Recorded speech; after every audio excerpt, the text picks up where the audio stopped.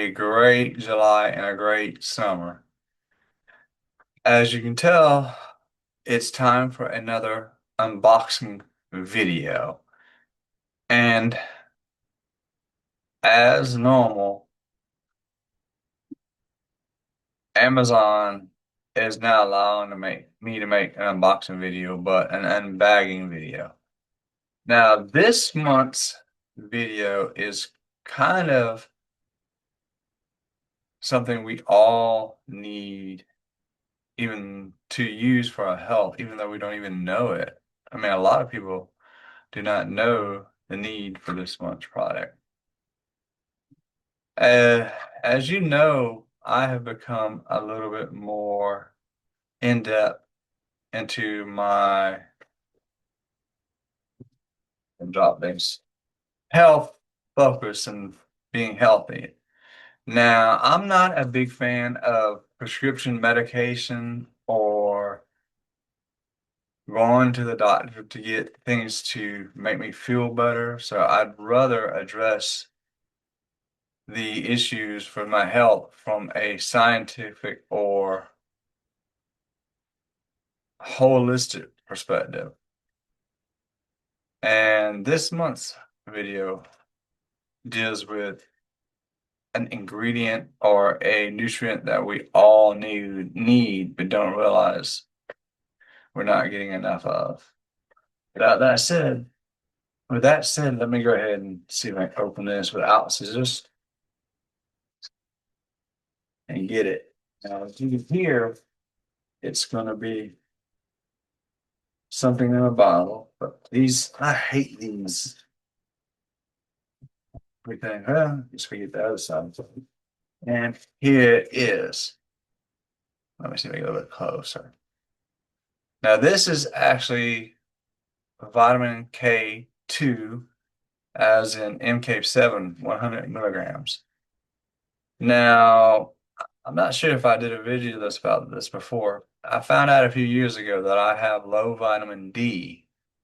So I had to start taking vitamin D supplements to help get my vitamin D levels up. Now, I've been taking vitamin D for roughly 2 or 3 years now, and it has helped get my vitamin D levels up. But what I didn't realize that if you take vitamin D supplements like me, it is recommended you take a vitamin K supplement also because vitamin K works along with vitamin D and help your body absorbs more vitamin D as opposed just trying to take vitamin D by itself. It's kind of like potassium and sodium. A lot of people try to eat potassium or take potassium pills, but they don't realize potassium and sodium kind of counter the effects of each other. So if you're taking a lot of potassium, it can make your sodium levels go down. And if you're taking a lot of sodium, it can make your potassium levels go down. So you got to have this balance because both potassium and sodium are electrolytes that we need to help us with our body's regulation of water and nutrients in our body. So you can't just take potassium without having some sodium. Same thing for vitamin K and vitamin D. You need to take some vitamin K. Now, vitamin K mostly comes from like leafy green vegetables or fruit. Like I know I'm getting vitamin K through the celery I eat and the Granny Smith apples I eat, but I'm not getting a whole lot. So I decided I'd look into taking a vitamin K supplement. Now this is actually a company called Brunson Basics, and they're known for giving like basic minerals and nutrients that we need that we're not getting enough of in our daily diet. And I didn't even realize until I started looking into taking vitamin K that my multivitamin I take every day does not have any vitamin K. So I definitely need to take this. Now, some of the other benefits that I've learned about vitamin K that surprised me is that vitamin K also helps keep our body from depositing calcium in our arteries and our veins, which make them a little bit more constricted, and that increases your blood pressure. So we want calcium, but we don't want it deposited into our veins and arteries. Vitamin K helps our bones absorb more calcium. So vitamin K is good for bone health and bone support. So as we age, we need calcium. So vitamin K helps us use that calcium for our bones and not clogging up our arteries and veins. Now, one of the really amazing things about vitamin K is that some studies have shown that vitamin K can help lower LDL or bad cholesterol. Like if you're doing everything you can and you don't want to take statins or anything like that to help lower your cholesterol level, vitamin K2, as in this form, this is actually the form MK7. Now, the benefits of this form is it makes the vitamin K2 more biologically available for our bodies. Now, what that means is that our bodies can break this form of vitamin K down easier and get it into our system than other forms of vitamin K. So again, this is vitamin K2 in the form of MK7.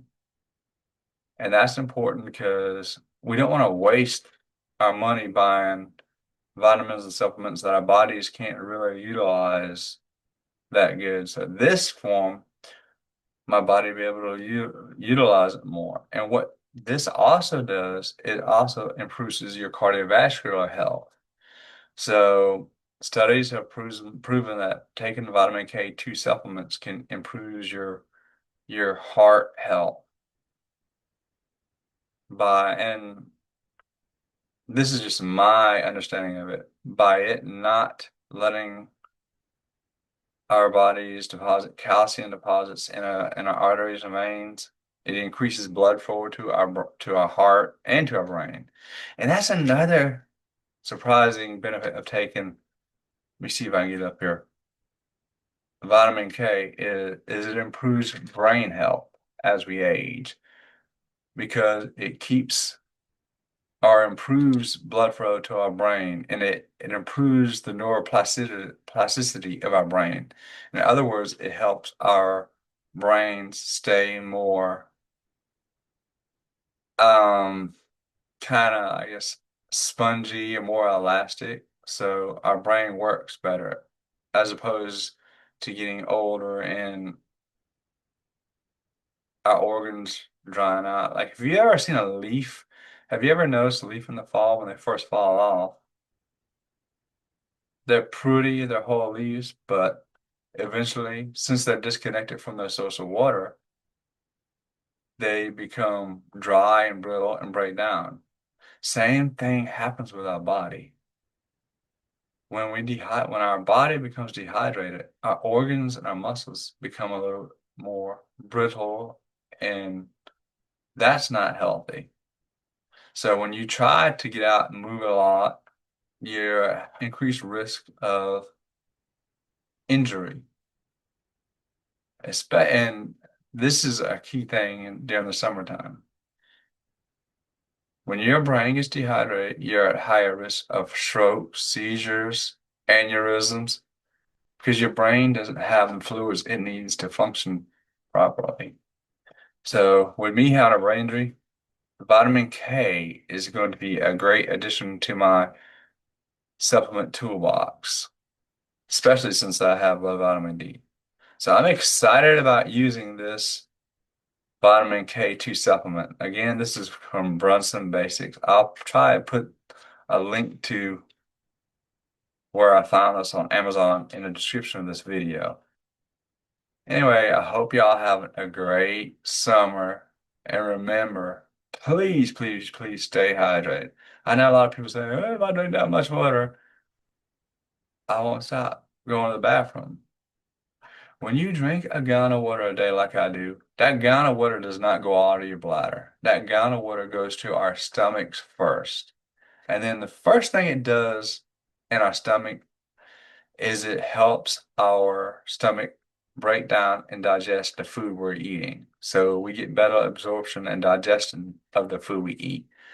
Then about us in our stomach takes that water, it releases it to our organs and our muscles where we need it. It also sends more water to our blood. And as we get water in our blood, that water helps trans nutrients and important vitamins like vitamin K to the other areas of our body. And then it also takes some water that goes to our joints, where there are, I'm not sure, I don't want to call them organs. There are parts of our bodies that make synovial fluid, which makes our joints more healthy. If you have problems with arthritis, it's probably because you're not drinking enough water. So if you have arthritis, drinking more water can lessen the negative effects of arthritis. So you don't feel much pain because your body is getting the fluid it needs to make synovial fluid to cushion your joints. Now, only the excess water that you don't need goes to our kidneys, where our kidneys filter the water and gets rid of all the impurities. And once it does that, it sends that water, that little bit of water, goes to our bladder and then out of us. So if you're worried that drinking a gallon of water a day or a lot of water a day is all your bladder can't handle it, that water does not go to your bladder. It goes to your stomach first. Then your stomach distributes it to where it's needed. Our bodies are amazing, people. It will use what it needs, and what it doesn't need, that's what we get rid of. So please, please, please, please, please, please stay hydrated. Now, I do the 1 gallon method just because I'm so active and I have pre-existing health conditions like my brain injury. I think for most women, they say about 3 liters of water, but then again, that's all depending on how active you are. Now, if you're more active than most women, you might need to take in more water. And the thing is, the benefit of more water for a woman is it's gonna give you a lot more health benefits, whether it comes to reproduction, women's basic health needs, because women are different.